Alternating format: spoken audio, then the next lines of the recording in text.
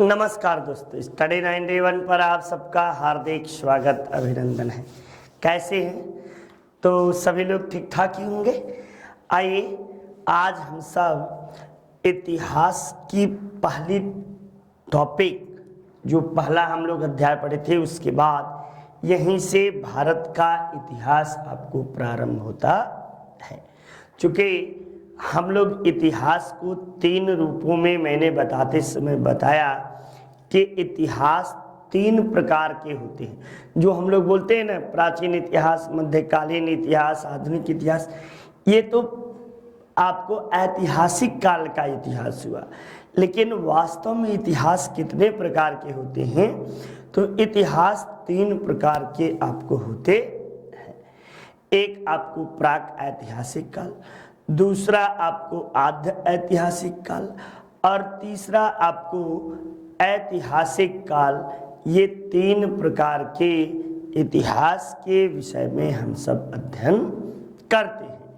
तो जो प्राक ऐतिहासिक काल है, इसमें उस काल को कहते हैं जिसकी हमें किसी भी प्रकार के लिखित या कोई वैसे अभिलेखीय साक्ष्य प्राप्त नहीं होते हैं।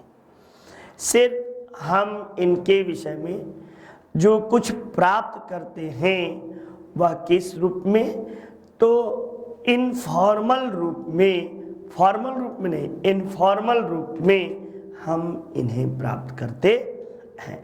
जैसे पत्थर मिलेगा आपको, खुरचने मिलेगी, बेधनी मिलेगा, खुरपा मिलेगा, पत्थर के औजार, हड्डियों के औजार। तो ये सब हम एक कार्बन डेटिंग पद्धति के अनुसार आयु और उसके विषय में ज्ञात करने की कोशिश करते हैं और यह अनुमान लगाने का प्रयास करते हैं कि ये वस्तु जो है निम्न काल की होगी। इतिहासकारों ने प्राक ऐतिहासिक काल को 5 लाख ईसा पूर्व, वैसे तो बहुत कुछ और पीछे जा सकते हैं, लेकिन भारतीय इतिहास के परिप्रेक्ष्य में 5 लाख ईसा पूर्व से लेकर और 3500 बीसी तक यानी ईसा पूर्व तक के काल का जो अध्ययन करते हैं वो हम प्राक ऐतिहासिक काल के अंतर्गत इन सारे वस्तुओं चीज़ों का अध्ययन करते हैं। तो आइए प्राक ऐतिहासिक काल के विषय में, क्योंकि मैंने इसका जो है कि डायग्राम फॉर्म में लेकर आया है कि कहीं आप भी स्मृत ना हो, भूलो ना कि कौन कौन से इससे संबंधित महत्वपूर्ण चीज़ें हैं। इसी कड़ी में हम सब जो है शुरू करते हैं। आइए देखते हैं पहला ही अध्याय आपको कौन सा है। तो यहीं से शुरू किया जाए और देखेंगे हम सब, ये यहाँ से देखते हैं। अब ये आपको दिया क्या है? तो प्राक ऐतिहासिक काल के विषय में बताया गया है। प्राक ऐतिहासिक काल को आपको जो है इतिहासकारों ने पूरा पाषाण काल, मध्य पाषाण काल और नव पाषाण काल के रूप में विभाजित किया। आपको पूरा पाषाण काल के जो समय अवधि है यह 5 लाख से लेकर 10,000 बीसी तक की समय अवधि को हम सब किसके अंतर्गत रखते हैं? तो पूरा पाषाण काल के अंतर्गत रखते हैं। पूरा पाषाण काल को भी विद्वानों ने 3 भागों में विभाजित किया। ये देखिए, यहाँ से यहाँ डायग्राम है। निम्न पूरा पाषाण काल, मध्य पूरा पाषाण काल और उच्च पूरा पाषाण काल। यानी मनुष्य, एक सवाल आपसे बनता है कि मानव द्वारा सर्वाधिक समय किस काल में व्यतीत किया गया, तो वह था पुरा पाषाण काल। चूंकि 5 लाख से लेकर 10,000 BC तक का समय जो है हम पूरा पाषाण काल के अंतर्गत व्यतीत करते हैं। वहीं हम सब जो अध्ययन करते हैं, देखते हैं कि आपको जब और पूछे कि पूरा पाषाण काल में भी किस काल में मानव ने सबसे अधिक समय व्यतीत किया, तब आप जवाब दीजिएगा निम्न पूरा पाषाण काल में मानव ने सबसे अधिक समय व्यतीत किया।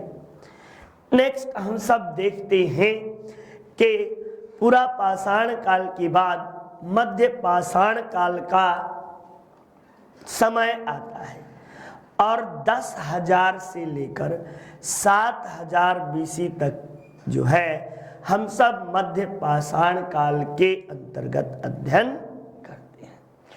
मध्य पाषाण काल के बाद हम सब नव पाषाण काल के विषय में पढ़ते हैं और इस तरह हम सब ने प्राक ऐतिहासिक काल के विषय में जाना, जहां आपको पूरा पाषाण काल में मानव किसी तरह का कोई भी उसको ज्ञान नहीं था, वो बिल्कुल बुद्धिहीन प्राणी था और इसका निज निवास जो था वो कहाँ था, तो जंगल था, पर्वत था, खुले आसमान के नीचे रहा करता था। अभी मानव कंदराओं या गुफाओं में प्रवेश नहीं किया, लेकिन मध्य पाषाण काल आते आते मानव जो था यह कंदराओं या गुफाओं में प्रवेश कर जाता है और नव पाषाण काल आते आते अब ये रिश्तेदार, नातेदार और कृषि करना भी सीख लेता है। साथ ही साथ मानव का जो पहला पालतू पशु बना वह कुत्ता था और मानव के द्वारा कुत्ते को पशुपालक के रूप में मानव जो था नव पाषाण काल में इन चीजों को प्रारंभ कर दिया जाता है। अब पूरा पाषाण काल को हम सब सोहन संस्कृति के नाम से जानते हैं। कौन सा? तो सोहन संस्कृति। वहीं मध्य पूरा पाषाण काल को हम सब फलक संस्कृति के नाम से जानते हैं। इसे मेसोलिथिक बोलते हैं और इसे नियोलिथिक एरा इंग्लिश में कहा जाता है। चलिए आइए आगे की चीजों के विषय में हम सब देखते हैं। अब चूंकि मानव प्रारंभ में शिकारी था, शिकारी का अर्थ है आंखें तक के रूप में था और इसका काम क्या था, तो सिर्फ और सिर्फ भोजन का संग्रह करना, यानी मानव प्रारंभिक मानव भोजन संग्राहक के रूप में कार्य किया था। क्या, किस रूप में? तो भोजन संग्राहक के रूप में मानव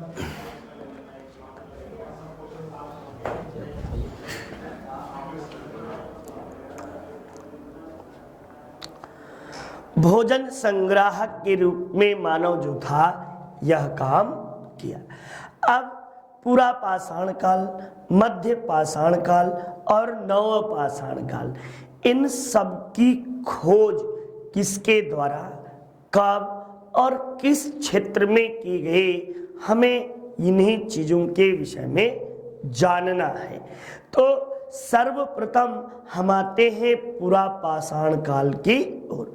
पूरा पाषाण काल की खोज जो थे रॉबर्ट ब्रुसफ्रूट के द्वारा आपको किया जाता है। रॉबर्ट ब्रुसफ्रूट को आपको जो है पूछता है कि क्या थे, तो रॉबर्ट ब्रुसफ्रूट जो थे ये एक जियोलॉजिस्ट थे। क्या थे?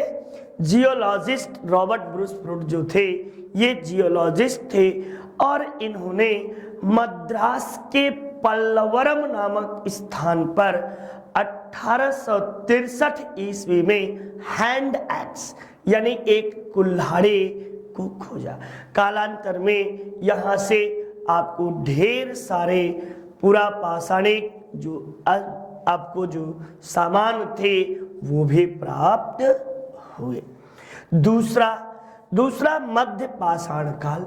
मध्य पाषाण काल की खोज जो है या मध्य पाषाण काल के विषय में सर्वप्रथम किसने बतलाया?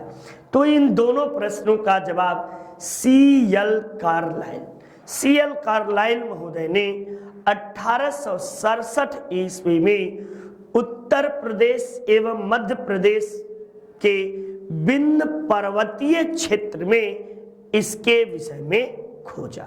कहाँ पे? उत्तर प्रदेश एवं मध्य प्रदेश। चूंकि विंध्य पर्वत का क्षेत्र जो है यह उत्तर प्रदेश के मिर्जापुर, इलाहाबाद और सोनभद्र का थोड़ा सा भाग लेते हुए आपको नर्मदा नदी के मुहाने तक का क्षेत्र जो है यह आपको विंध्य क्षेत्र के नाम से जाना जाता है। इस क्षेत्र में ही C.L. कार्लाइल के द्वारा आपको जो है मध्य पाषाणिक चीजों की प्राप्ति की गई। नेक्स्ट, अब हम आते हैं नव पाषाण काल के विषय में। तो नव पाषाण काल के सर्वप्रथम सूचना 1860 ईस्वी में लेमेंसुवियर ने टोन्स नदी घाटी में दी। भैया ये टोन्स नदी घाटी है कहाँ? तो यह टोन्स नदी जो है आज भी हमारे यूपी के इलाहाबाद जिले में आपको मेजा मांडा के पास से टोन्स नदी निकलती है और इसकी एक सहायक नदी जो है पीछे की ओर जब आप जहां पूरा पाषाणिक काल के विषय में पढ़ेंगे तो बेलन नदी घाटी भी टोन्स के सहायक नदी मानी जाती है। तो आपको टोन्स नदी घाटी में इसके विषय में सर्वप्रथम जानकारी लेमेंसुवियर के द्वारा दिया गया। इसी टोन्स नदी घाटी में आपको चावल के साक्ष्य भी प्राप्त हुए। यही आपको स्थान से झोपड़ियों के साक्ष्य, पशुपालन के साक्ष्य, ये सारे साक्ष्य जो थे पहली बार जो जानकारी देते हैं वो लेमेंसुवियर महोदय 1860 ईस्वी में देते हैं। आगे हम सब देखते हैं कि पूरा पाषाण काल के विषय में, चूंकि अब आप सबने पढ़ लिया कि कौन कौन से स्थान काल पढ़ा, प्रथम खोजकर्ता के विषय में जाना। अब हमें जानना है कि पूरा पाषाण काल कहते किसे हैं या पूरा पाषाणिक युग से कौन कौन सी चीजें प्राप्त हुई, ठीक ना? तो पूरा पाषाण काल मानव के द्वारा सबसे अधिक समय व्यतीत किया गया काल माना जाता है। अंग्रेजी में इसे पैलियोलिथिक एरा के नाम से या पैलियोलिथिक युग को इंग्लिश में एरा बोलते हैं, ठीक ना? पैलियोलिथिक एरा के नाम से इसे जाना जाता है।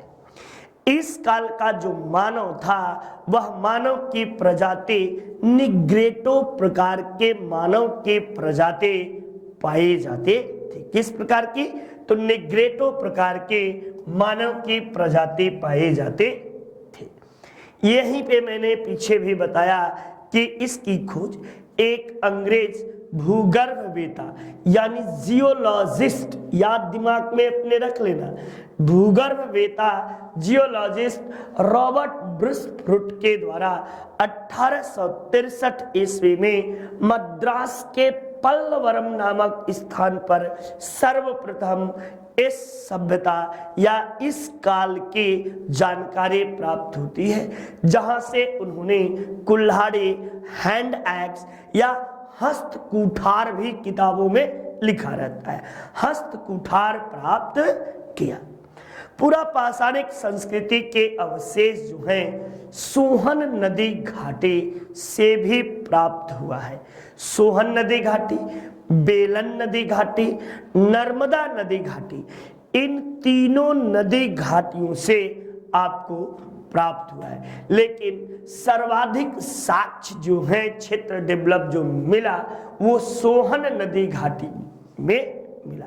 इसी कारण विद्वानों ने पूरा पाषाणिक युग को सोहन घाटी सभ्यता या सोहन संस्कृति के नाम से भी संबोधित किया। इस काल में आपको भित्ति चित्र यानी दीवालों पर पत्थरों पर चित्रकारी की गई है, और ऐसी चित्रकारी जिसे मिटाने से मिटती नहीं। शैल चित्रित चित्रकारी के प्रथम साक्ष्य जो हैं वह मध्य प्रदेश के भीमबेटका नामक स्थान से प्राप्त किया गया है। यह भीमबेटका वर्तमान में कहाँ है, तो यह वर्तमान में आपको जो है भीमबेटका कहाँ है, तो मध्य प्रदेश के रायसेन जिले में। कहाँ पे?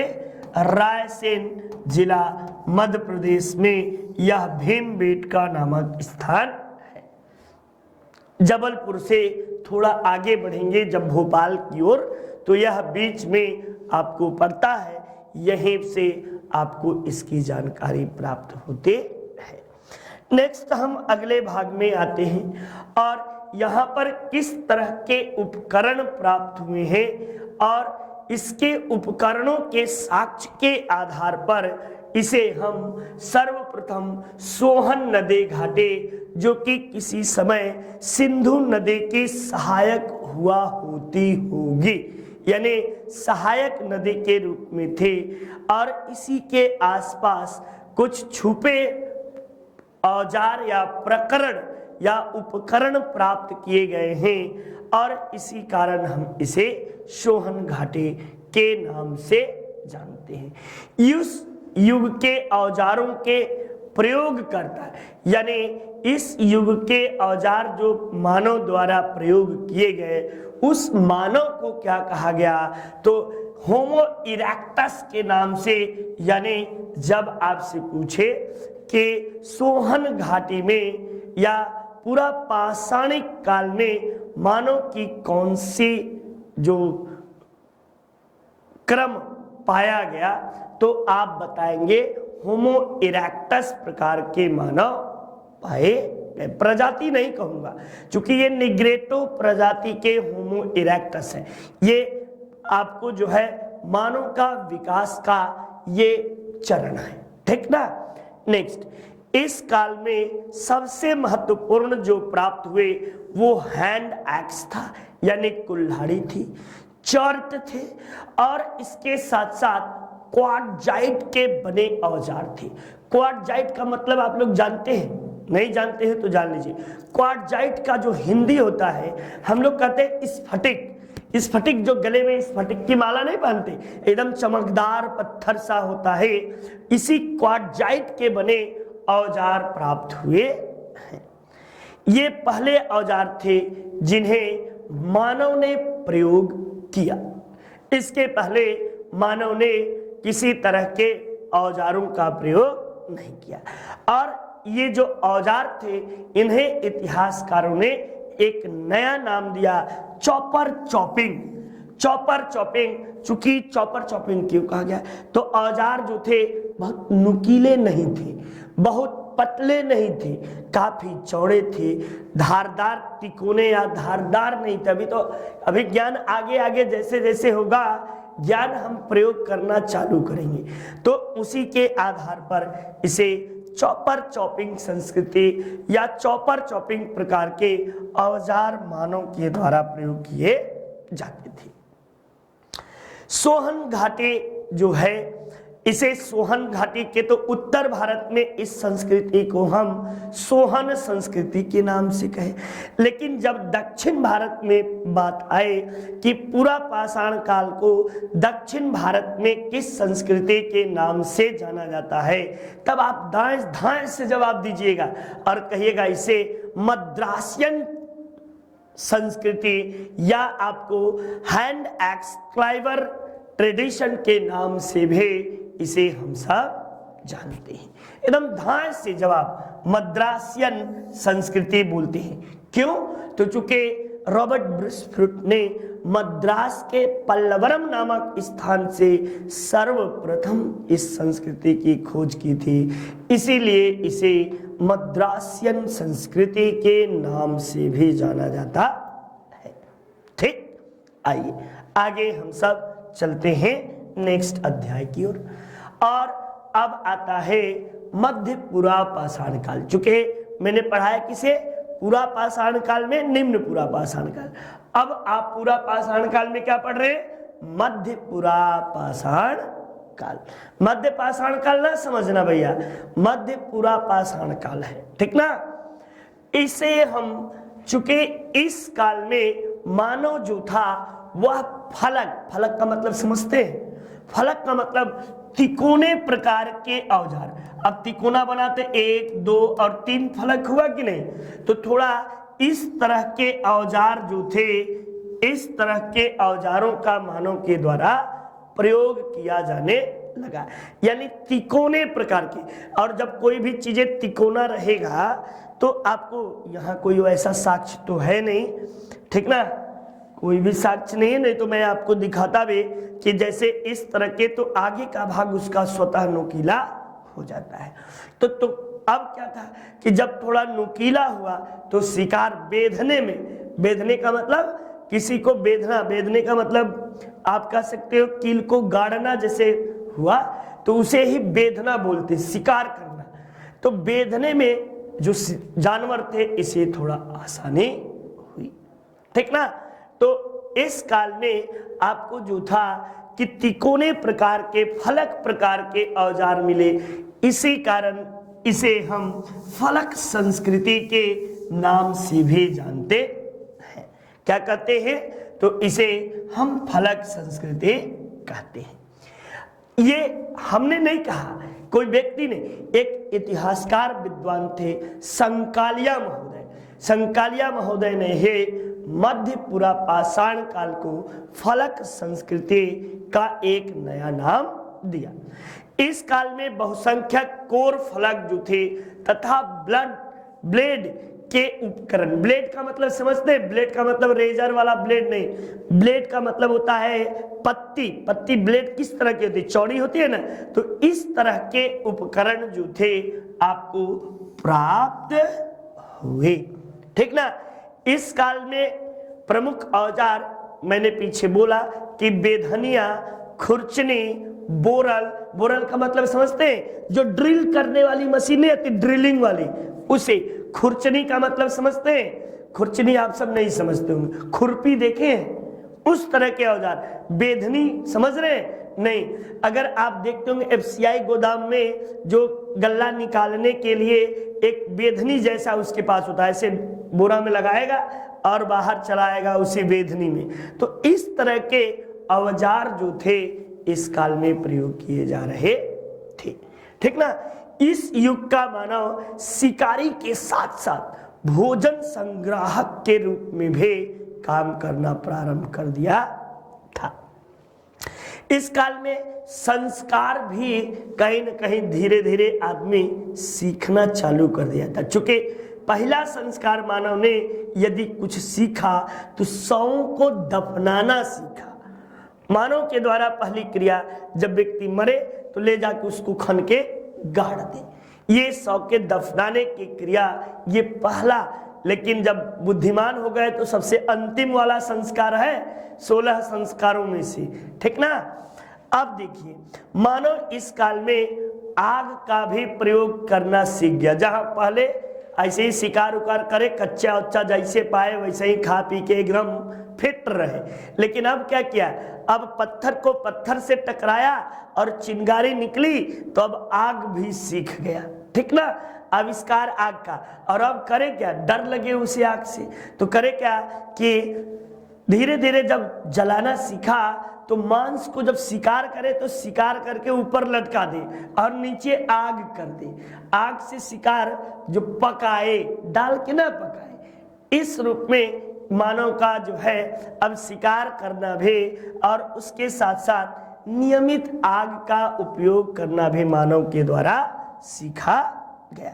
मद्रास का निवासा जो था इस संस्कृति का उद्गम स्थल माना जाता है।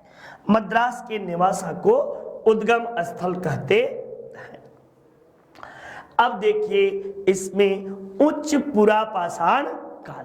अब उच्च पुरा पाषाण काल आपको जो है यहीं पे मानव का पहला, जो आजकल हम लोग वैज्ञानिक नाम मानव का देते हैं, होमो सेपियंस, जिसे हम कहते हैं ज्ञानी मानव, ठीक ना।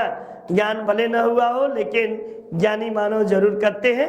तो ज्ञानी मानव की उत्पत्ति जो है उच्च पुरा पाषाण काल में ही आपको होती है।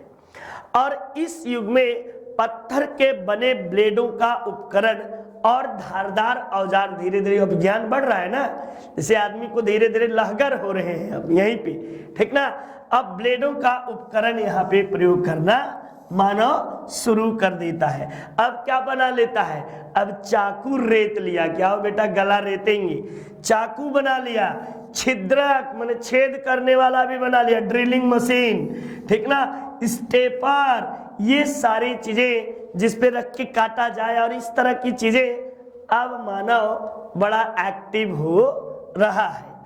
इसके अतिरिक्त इस युग में हड्डी, चूंकि हड्डी मजबूत होती थी, हड्डी और आपको हाथी के दांत ओत के उपकरण ये सब बनाना चालू किए, चूंकि हाथी का दांत शिकार करने में लोगों को बड़ा आसान होता था।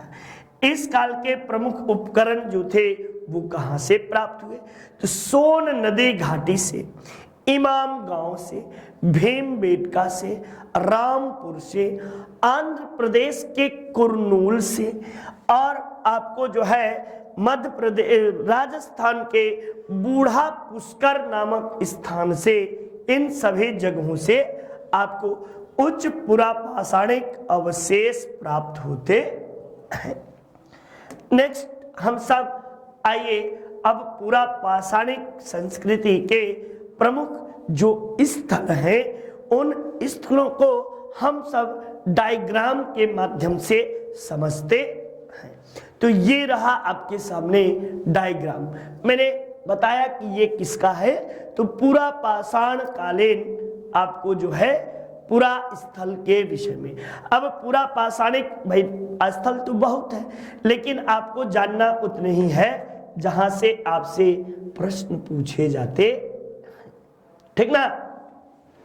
तो हम सब मुख्य रूप से आपको जो है नर्मदा नदी घाटी से, बेलन नदी घाटी से, आपको सराय नाहर से, आपको जो है कि पल्लवरम से, तो ये सभी स्थानों से आपको जो है कि पूरा पाषाणिक संस्कृति के साक्ष्य प्राप्त होते हैं। अब इसमें हम सब पहला जो पढ़ेंगे वह भीमबेटका के विषय में पढ़ते हैं। तो भीमबेटका जो है मैंने बताया कि यह मध्य प्रदेश के रायसेन जिले में स्थित है। यहाँ से लगभग 500 से अधिक शैल चित्रकारी के साक्ष्य प्राप्त हुए हैं। कहा शैल चित्रकारी के 500 से अधिक। यह इसे 2003 में यूनेस्को की सूची में शामिल कर लिया गया था। यूनेस्को के विश्व विरासत सूची में इसे 2003 में शामिल किया गया। यह दुनिया का सबसे प्राचीनतम शैल चित्रित गुफा माना जाता है। यहाँ पर किन किन जानवरों के चित्र हैं, तो कई बार उच्चस्थ एग्जामों में पूछ लेता है, हाथी का, हिरन का, सांभर का, आपको जो है बाघ का, आदि पशुओं के चित्र वहां पे प्राप्त होते हैं। एक बात हुआ। आइए दूसरी ओर हम सब चलते हैं, नर्मदा नदी घाटी की ओर। ठीक, चूंकि नर्मदा और सोन और आपको जो है कि टोन्स, ये तीनों नदियों का उद्गम एक ही स्थान है। वह है क्या? अमरकंटक पर्वत श्रेणी। अमरकंटक पर्वत श्रेणी से ही इन तीनों नदियों का उद्गम हुआ है, जिनमें से दो नदियां उत्तर की ओर बहती हैं और एक नदी पश्चिम की ओर बही है। नर्मदा जो है यह पश्चिम दिशा की ओर बही और 2 उत्तर की ओर बही, और ये दोनों टोन्स और सोन जो है गंगा की सहायक नदी के रूप में भी जानी जाती है। तो आइए देखते हैं हम सब आपको नर्मदा नदी घाटी। नर्मदा नदी घाटी से हथनौरा नामक स्थान है। ये हथनौरा पूछेंगे कहाँ है, तो हथनौरा भैया ये आपको होशंगाबाद, मध्य प्रदेश के होशंगाबाद जिले में स्थित है। होशंगाबाद से आप सबको याद आया होगा कि यहाँ पे करेंसी और आपको जो है कि स्टाम्प पेपर ऊपर यहीं पे होशंगाबाद में छपता उगता है, ठीक ना। तो इस स्थान से मानव की खोपड़ी मिली है। आदमी के यानी प्राचीनतम मानव के खोपड़ी की जानकारी आपको कहां से हुई है, तो नर्मदा नदी घाटी से प्राप्त हुई है। यह एकमात्र पूरा पाषाणिक स्थल है जहां से मानव के जीवाश्म प्राप्त हुए। बाकी किसी भी स्थान से मानव के जीवाश्म नहीं मिलते। इसी स्थान से यह वैज्ञानिक और भूगर्भवेता और जो है इतिहासवेद, मतलब कि आर्कियोलॉजी के जो लोग थे, उन्होंने यह बताने का प्रयास किया कि शायद मौसम परिवर्तन, मौसम न कहो जलवायु परिवर्तन की पहली जानकारी, मौसम परिवर्तन और जलवायु परिवर्तन में अंतर होता है। जैसे बरसात के बाद ठंड आएगी तो ये हमारा मौसम परिवर्तन हुआ, ठीक ना। लेकिन जलवायु परिवर्तन जो होता है एक लंबे अंतराल की बात, लगभग 30 से 50 वर्ष के बीच जो मौसम में परिवर्तन देखने को मिलता है वह जलवायु परिवर्तन उसे कहते हैं। तो यानी किसी समय में हिमयुग था, तो हिमयुग से धीरे धीरे गर्मी बढ़े, धीरे धीरे और चीजें बदली, तो ये जलवायु था। एक जलवायु परिवर्तन के अध्ययन को क्लाइमेटोलॉजी के नाम से हम सब जानते हैं। तो चलिए जो भी हो, बहरहाल ये ज्योग्राफी वाले सर पढ़ाएंगे, हमारा काम नहीं है, ठीक ना। हमारा जो काम है हम इतिहास से संबंधित चीजें आपको बताएंगे, ठीक। तो यहीं से आपको जलवायु परिवर्तन के जानकारी प्राप्त होते हैं। अब नेक्स्ट जो है, नेक्स्ट आपको सराय नहर। सराय नहर कहाँ है, तो सराय नहर जो है यह आपको यहाँ से भी, ये आपको उत्तर प्रदेश में यह स्थान है। और यहाँ से, यहाँ का उत्खनन सराय नहर, ये प्रतापगढ़, उत्तर प्रदेश के प्रतापगढ़ में आपको सराय नहर है। और यहाँ से उत्खनन GR शर्मा के द्वारा कराया गया। इस पूरा स्थल से ढेर सारे नर कंकाल प्राप्त हुए हैं। क्या हुए?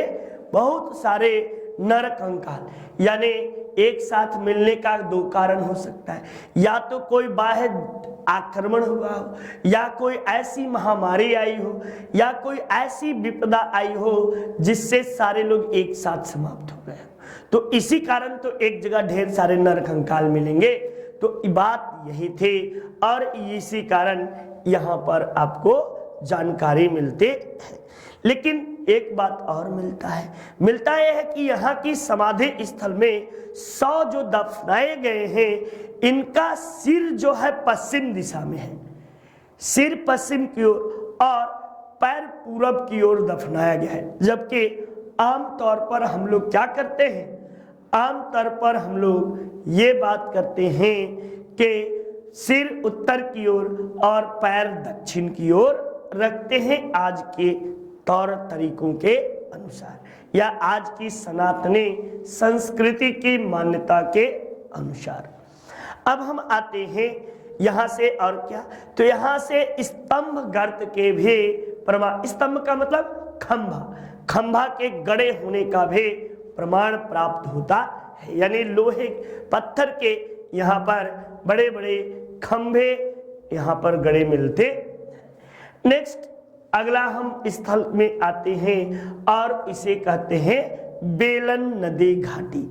आज आधेतर लोग कहते हैं दक्षिण में है, लेकिन मानव की उत्पत्ति, चूंकि यह बेलन नदी घाटे मिर्जापुर और इलाहाबाद का आपको जो है क्षेत्र, दोनों क्षेत्र मिलाकर बेलन नदी बहती है। मुख्य रूप से मिर्जापुर और इलाहाबाद में ही बहती है। बाद में आगे चलकर ये टोन्स की सहायक बन जाती है बेलन नदी, ठीक ना। आपको बेलन नदी पर कई उत्तर प्रदेश सरकार के द्वारा परियोजनाएं चलाई जा रही है। ज्योग्राफी वाले सर से पूछिएगा कि कौन कौन सी परियोजनाएं हैं, ठीक। तो यहाँ देखिए, यहाँ से आपको क्या मिला है, तो निम्न पुरा पाषाण काल, मध्य पुरा पाषाण काल, उच्च पुरा पाषाण काल, यहाँ से सब प्रकार, सब पुरा पाषाण काल के हर एक एरा से, हर एक युग से आपको जानकारी मिलते है। यही एक स्थान है जिसे हम लोहदा नाला के नाम से जानते हैं। यहीं पे आपको पहली बार मातृ देवी की पूजा के साक्ष्य प्राप्त होते हैं, यानी मानव अपनी उत्पत्ति के साथ ही पूजा उजा करना प्रारंभ कर दिया था। पूजा के पीछे जहां तक मुझे लगता है दो कारण था, या तो मानव जिससे बहुत अधिक प्रेम करता था उसकी पूजा करना चालू किया, या जिससे भय बहुत खाता होगा उससे उसकी पूजा चालू किया, ठीक ना।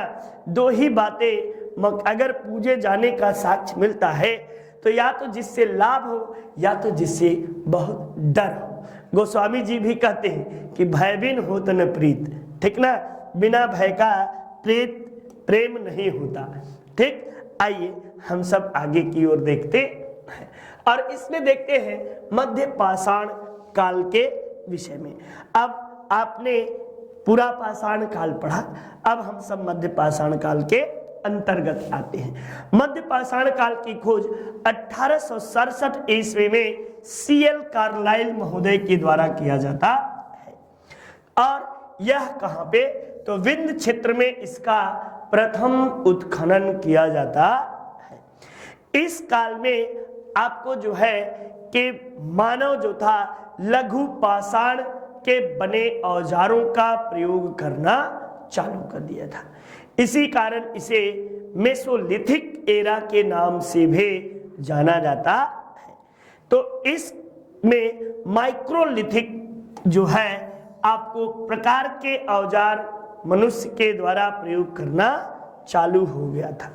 इस काल में मानव, अब तो पीछे तो आखेट और भोजन संग्राहक था, लेकिन अब यहाँ पशु भी पालना अब सीख लिया है कि थोड़ा बहुत पशु वशु, कुत्ता उत्ता, सुअर, बकरी, भेड़, इस तरह के जानवर जिससे उसे लाभ हो जाए, जब भूख लगे तो कबो शिकार भी कर जाए, तो इस तरह की चीजों, मुर्गी उर्गी भी मिल जाता है उसको, ठीक ना। तो इस काल में ये आपको पशुपालन करना चालू कर देता है। इस काल के उत्तरार्ध में मानव कृषि करना और आवास से भी अब यानी इच्छा कर दिया कि बेटा अब हमको घर में भी रहना है, तो कंदरा उंदरा में जाके छिपने उपने की व्यवस्था, गड्ढा उड्ढा खोदना चालू कर देता है इस काल का मानव। और साथ ही साथ अब बड़े पैमाने पर संस्कार जो थे वो प्रचलित हो गए। और आज भी आप देखते होंगे दुनिया में दो तरह के ही शव संस्कार यानी अंत्योष्ठी संस्कार, दो तरह के ही संस्कार होते हैं। या तो एक जलाने की प्रथा है या एक दफनाने की प्रथा है, तीसरा कोई हवा में तीर मारने वाला नहीं है। यही दो प्रथाएं दुनिया के किसी भी मुल्क में जाएंगे, कहीं दफनाया जाता है, कहीं जलाया जाता है, ठीक ना। बाकी तीसरा कोई इससे संबंधित संस्कार नहीं मिलता, ठीक ना। तो आइए, इस काल में आपको मानव ने अपना पहला पालतू पशु कुक्कुर को बना लिया, यानी कुत्ता जो है मानव का पहला पशु। कुछ लोग हंसते होंगे, कुक्कुर प्योर संस्कृत शब्द है, ठीक ना, और यह तत्सम शब्द है। कुत्ता हम लोग एडवांस में बोलते हैं कि बहुत पढ़ लिख लिए, ठीक ना। अभी हिंदी व्याकरण करने जाओगे तो कुकुरा अगर शब्द है, तत्सम शब्द है, और वर्तनी की दृष्टि से वही शब्द सही होता है। नेक्स्ट देखो भाई, मध्य पाषाण काल में मुख्य फलक वेधनियां, अर्ध चंद्राकार वेधनियां और लंबत वेधनियों का निर्माण मानव के द्वारा किया जाने लगा। इस काल में 3 मानव नरकंकाल दमदमा नामक स्थान से आपको प्राप्त होता है। यहीं से 41 मानव समाधान हड्डी के बने उपकरण भेड़, बकरी, बैल, गाय, भैंस, हाथी, गेंडा, बारहसिंगा, सुअर, मछली, कछुआ आदि की हड्डियां यानी ईसा मानव पालना चालू कर दिया था। ये सारी जानकारियां हमें प्राप्त होती हैं। ठीक, नेक्स्ट अगले भाग की ओर चलते हैं और इसमें हम सब आते हैं कि कौन कौन से स्थान से कौन कौन सी चीजें मुख्य रूप से प्राप्त होते हैं। तो मध्य पाषाणिक स्थलों में मुख्य रूप से हम भीमबेटका के विषय में देखेंगे, आदमगढ़ के विषय में देखेंगे, हम मद्दहा के विषय में देखेंगे और अगला बागौर। ये बागौर बार बार पूछता है बागौर है कहाँ, तो बागौर भैया राजस्थान में है। ठीक ना, इसी से हम सब स्टार्ट भी करते हैं।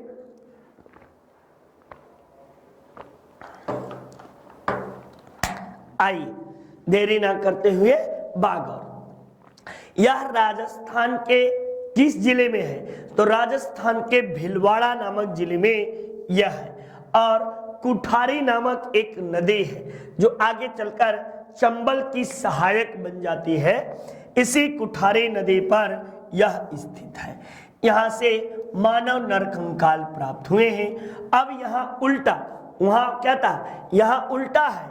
यहाँ सिर पश्चिम में और पूर्व में पैर मिलता है, वहां सिर पूरब में पैर पश्चिम में। ठीक, इस तरह के संस्कृति आपको देखने को मिलेगी। यहाँ पे पशुपालन के साथ साथ हस्त निर्मित मृद भांड, मृद भांड का मतलब होता है मिट्टी के बने चीजें। यहाँ से आपको घैला वेला देखते हैं ना, घड़ा वड़ा, एक घर तक जिसे बोलते हैं, इस तरह की चीजें आपको प्राप्त होती है। नेक्स्ट आइए, अब हम सब अगला आते हैं आदमगढ़। आदमगढ़ कहाँ है, तो आदमगढ़ मध्य प्रदेश के होशंगाबाद में आदमगढ़ नामक पूरा स्थल है। यहीं यहाँ से पशुपालन के साक्ष्य प्राप्त होते हैं और 25,000 उपकरण यहाँ से आपको मिले। एक दो ठो नहीं, 25,000, जो बहुत, इट्स अ वेरी बिग, मतलब कि ह्यूज मात्रा में मिलता है आपको। इसका उत्खनन BR जोशी के द्वारा आपको 1964 ईस्वी में इन सब का उत्खनन किया गया था। नेक्स्ट मददहा, ये मददहा जो है उत्तर प्रदेश में आपको मददहा स्थित है। यहाँ से स्त्री के साथ साथ, मतलब पुरुष के साथ साथ स्त्री के दफनाए जाने का भी साक्ष्य मिलता है। यानी मियाँ बीबी दोनों को, या कोई ऐसी बात हुई होगी, दो कारण हुआ, या तो संस्कार इस तरह के प्रचलित होंगे, या कोई ऐसी महामारी आई होगी कि लोगों को दफनाने का जगह नहीं मिला, तो कहे होंगे कि एक साथ दफना दो। ठीक ना, तो एक साथ दफनाए जाने का पहला साक्ष्य मददहा नामक स्थान से प्राप्त होता है। ठीक ना, और समाधियों से पत्थर एवं हड्डी के उपकरण, सील, लोढ़े, हथौड़े, यानी जहां समाधि था तो ये सब क्या है, ये मानव के जीवन की अच्छी चीजें हैं और नित्य दिन इसका प्रयोग करता है। और मरते समय देखते होंगे, जो जिसका प्रिय चीज होता है ले जाके हम उसको भी उसी गंगा नदी में या जहां भी उसको फूकते उगते हैं, दफनाते हैं, ले जाके दफना देते हैं उनके साथ। तो हो सकता है उस समय मानव का प्रिय चीज सील, लोढ़ा और आपको हथौड़ा यह सब रहा हो, तो इसलिए उसकी प्रिय वस्तु भी उसके साथ दफना दी गई है। ऐसी जानकारी प्राप्त होते हैं। अब आते हैं नवपाषाण काल से। नवपाषाण काल को लियोलिथिक एरा के नाम से, लिथिक एरा के नाम से जानते हैं। इसकी खोज 1860 ईस्वी में लेमेंसुवियर ने टोन्स नदी घाटे में इसकी खोज की। इस युग का मानव जो है अब भोजन संग्राहक से भोजन उत्पादक हो गया है, यानी विध्वंसक मानव अब जन्म ले लिया। ठीक ना, क्योंकि यह काल मानव का विध्वंसक रूप, जो आज का हम लोग क्या है, हम लोग विध्वंसक प्राणी हैं, जो प्रकृति के साथ हमेशा, जब कभी इन्वायरमेंट वाले सर पढ़ाएंगे, नीरज सर इन्वायरमेंट पढ़ाते हैं, तो उसमें बताएंगे कि विध्वंसक मानव का विकास कैसे हुआ है। ठीक ना, तो ये मानव जो था, ये विध्वंसक मानव आपको हो जाता है, क्योंकि अब संग्राहक नहीं, अब उत्पादक बन रहा है, और उत्पादन करेगा तो वो इकोनॉमिक्स के भी ये स्पेशलिस्ट हैं। ठीक ना, तो वो आपको विशेष रूप से बताएंगे इसके विषय में। इस काल में मानव का जीवन स्थायी हो गया था, यानी अब वह कंदराओं और गुफाओं में मानव जो था छोड़कर अब अपना जगह झोपड़ी जो था इसका निर्माण करना भी प्रारंभ कर दिया था, और साथ साथ प्राकृतिक संसाधनों का दोहन करना। जंगल है कटा डालो, जंगल है काटो, इसको खेत बनाओ। ठीक ना, जंगल है इसका आग लगा दो। तो इस तरह की चीजें, अब प्राकृतिक संसाधनों का दोहन अपने निज स्वार्थ में करना प्रारंभ कर दिया। जैसे हम लोग आजकल करते नहीं, पेट्रोल, डीजल, कोयला, ये सब क्या है, और जितना अत्थर पत्थर सब जोड़ जाड़ के हम लोग कंक्रीट, भाई प्रकृति ने क्या बनाया, पहाड़ बनाया, हम लोग आके बिल्डिंग खूबसूरत खूबसूरत उसको जो है उखाड़ पुखाड़ के बना देने। तब विध्वंसक मानव हम लोग बन गए हैं। तो प्रकृति भी बहुत चतुर है, जब डिस्टरबेंस पैदा करते हैं ना हम लोग, तो 1 सेकंड के लिए ऐसे ऐसे हिलाती है, सब स्वाहा। हम लोग त्राइमाम मचाते हैं, वो अपना बैलेंस करके बराबर कर देती है प्रकृति। ठीक ना, अब यहीं पे देखो गांव बसने शुरू हो गए थे, और राजनीतिक संस्थाएं भी प्रारंभ हो गई थी इस काल में। इस काल में बैसाल्ट चट्टान और डोलेराइट प्रकार के पत्थर जो थे, इसके औजार बनने प्रारंभ। ये थोड़ा स्फटिक थोड़ा वैसा पड़ता था, ये अब जो बैसाल्ट चट्टाने आवा भैया खूब मोट और हुक न तो पता है नहीं। ठीक ना, तो इस तरह के औजार एकदम काफी स्ट्रॉन्ग पत्थरों के औजार प्रयोग करने मानव के द्वारा चालू हो गए थे।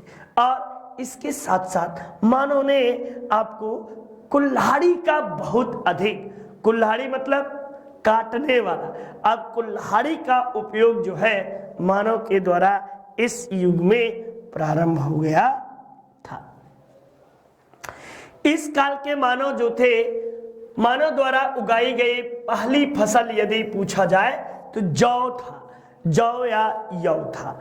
बाद में गेहूं, चावल, आपको कोदो, शामा, इस तरह के कई कपास, कई प्रकार के फसल मानव उगाना प्रारंभ कर देता।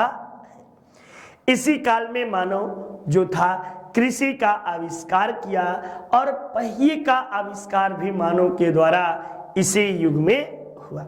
यानी कृषि और पहिए का आविष्कार मानव ने इस काल में किया।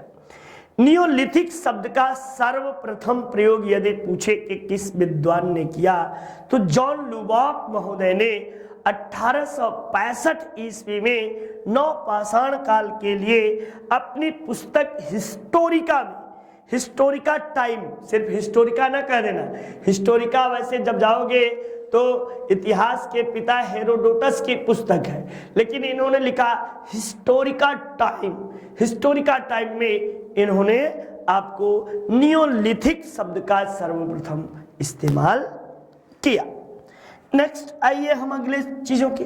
अब नवपाषाणिक पुरा स्थल कौन कौन थे, तो नवपाषाणिक पुरा स्थलों में मेहरगढ़ बहुत इंपॉर्टेंट, जो वर्तमान में पाकिस्तान के बलूचिस्तान क्षेत्र में पाया जाता है।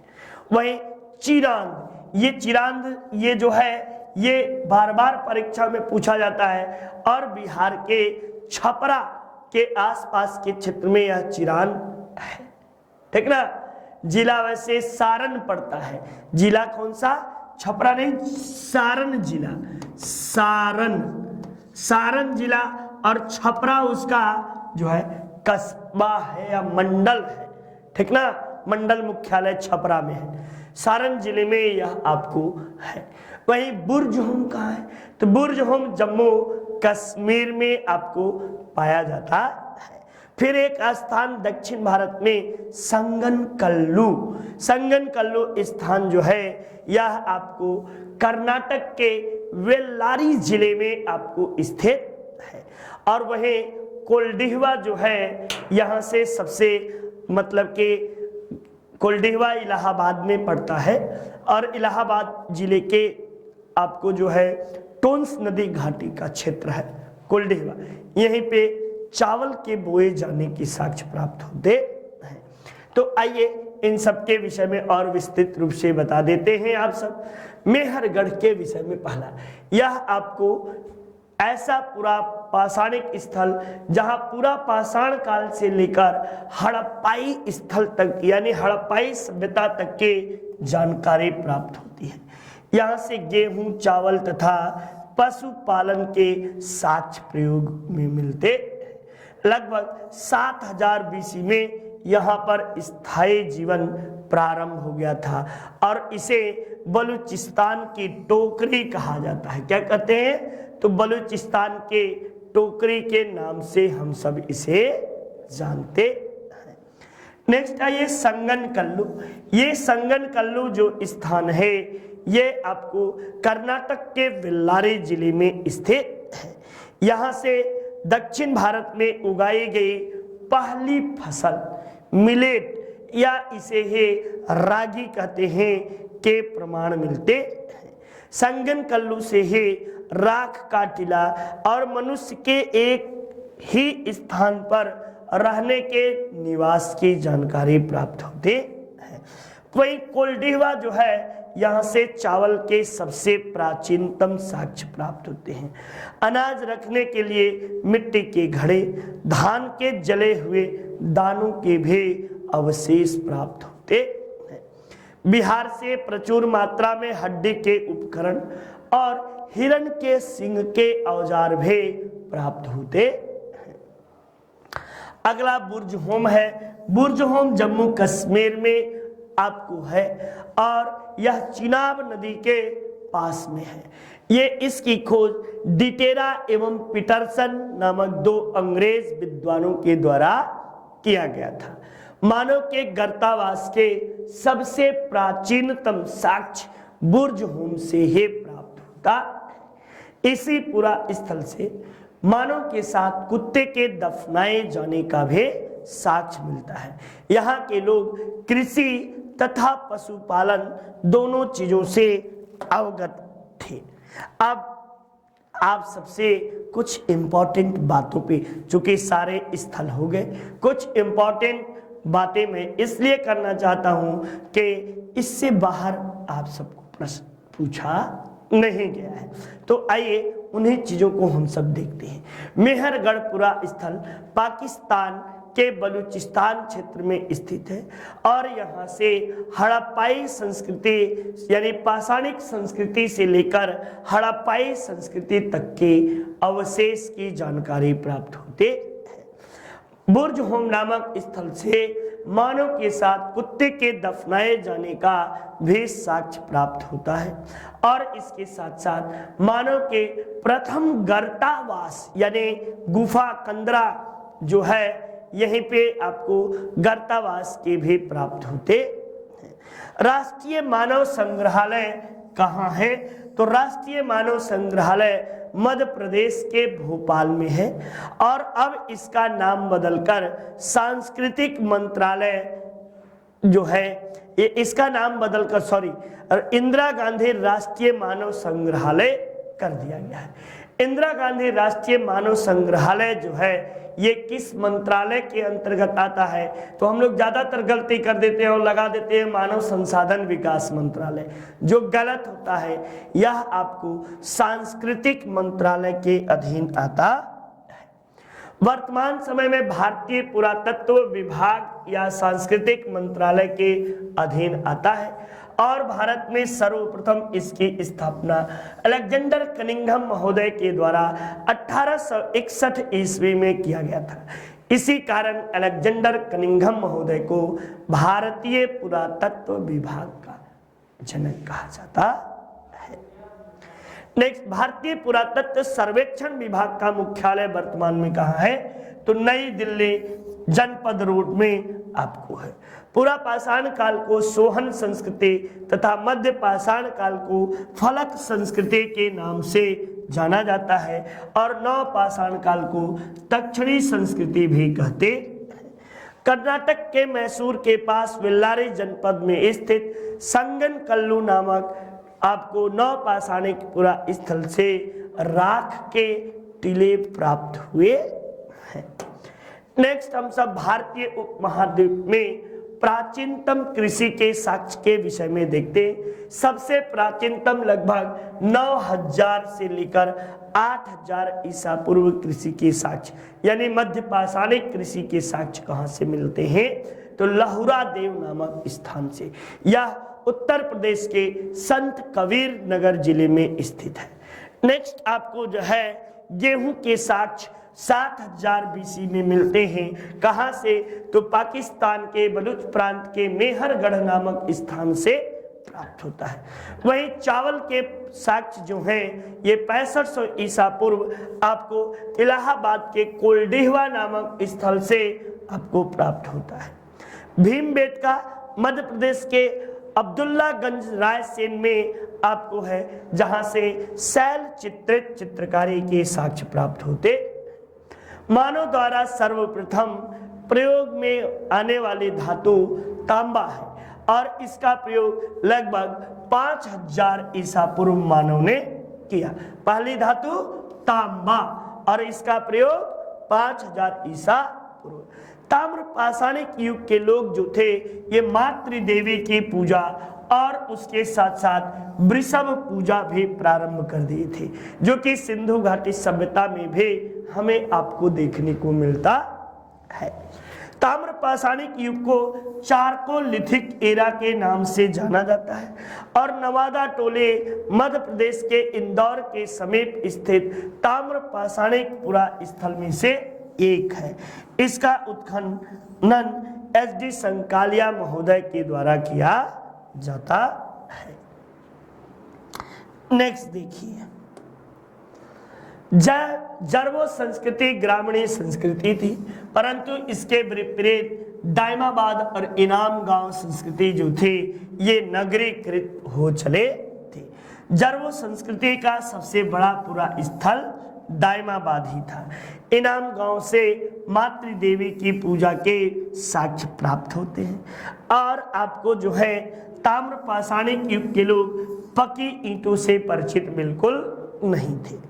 ताम्र पाषाणिक संस्कृति कृषक ग्रामीण संस्कृति के नाम से भी जाना जाता है और इस काल में आदमी जो था चीजें बदल लिया था। अब देखिए, ताम्र पाषाणिक संस्कृति है और इनके अलग अलग नाम अलग अलग स्थानों पर है।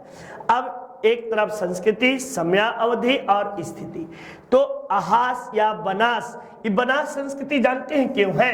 क्योंकि इस बनास संस्कृति जो है ये आपको राजस्थान में एक बनास नदी बहती है और उसी नदी के किनारे यह संस्कृति, इसे अहास या आहड़ संस्कृति भी बोलते हैं। इसकी समयावधि 2800 से लेकर 1500 बीसी के बीच मानी जाती है।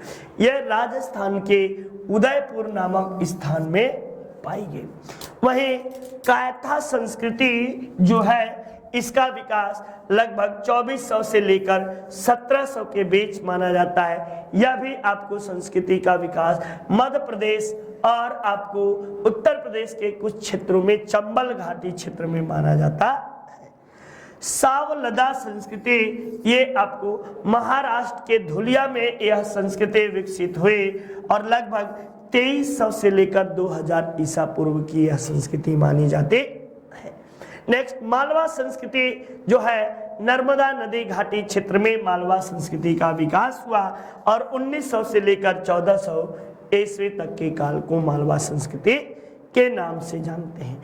रंगपुर संस्कृति गुजरात का तटीय क्षेत्र, रंगपुर से सिंधु घाटी सभ्यता के भी साक्ष्य मिलते हैं। और जरवो संस्कृति ये महाराष्ट्र के दायमाबाद एवं इनाम गांव से प्राप्त होता है। और जरबो जहां संस्कृति में प्रारंभ में ये आपको ग्रामीणी था, वहीं आपको दायमाबाद और इनाम गांव जो था ये आपको नगरीय संस्कृति के रूप में मिलता है। सिंधु घाटी सभ्यता का सबसे पश्चिमी बिंदु भी हम सब दायमाबाद को ही पढ़ते हैं।